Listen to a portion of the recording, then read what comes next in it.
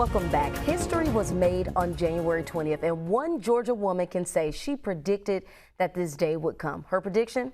That Kamala Harris will become the first black and first woman vice president of the United States.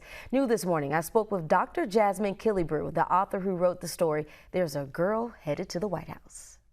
I was in one of those places myself during the pandemic when really I needed to be encouraged. So I picked up a pen and I started to write to myself, really speaking to my former self. If I were a child, what would I want, who I am right now? Dr. Jasmine Killebrew's story not only depicted her own personal story, but incredibly foretold now Vice President Harris's journey to the White House. I absolutely believe that there was a girl headed to the White House. But since I released this book before the election, one of the inclinations that I had was, even if not now, at some point during our time, maybe later on, someone is going to make a move. One political move that sparked hope and inspired a nation. Killebrew, a former principal and school teacher, was in desperate need of hope, having lost her job as a result of the pandemic. She was the only person of color on her staff, but in darkness, a story was born. So you turned what could have been a very terrible time for you during the pandemic into something that is so special and so helpful to the younger generation. Absolutely.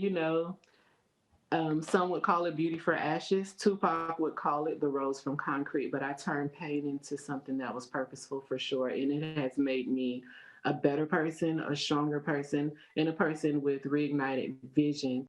Killebrew's vision goes far beyond her book's title. It represents so much more. And the book to me is not just about a girl headed to a White House. It is a girl headed into a courtroom as a judge. It is a girl headed into a school as a principal, onto a court as a WNBA player. Whatever it is that they're passionate about and that they're dreaming to become, it's looking at who you are and how you can get to that place, not just for girls, boys, whatever. Although this educator is no longer in the classroom, she's still inspiring a new generation of leaders. What do you think that VP-elect Kamala Harris would say about this book? I would hope that Vice President-elect Kamala Harris would be honored that she's inspiring women all over the world, not just little girls, but also women like myself, to get back to the basics of who they are and to follow those dreams and be fearless, be unafraid.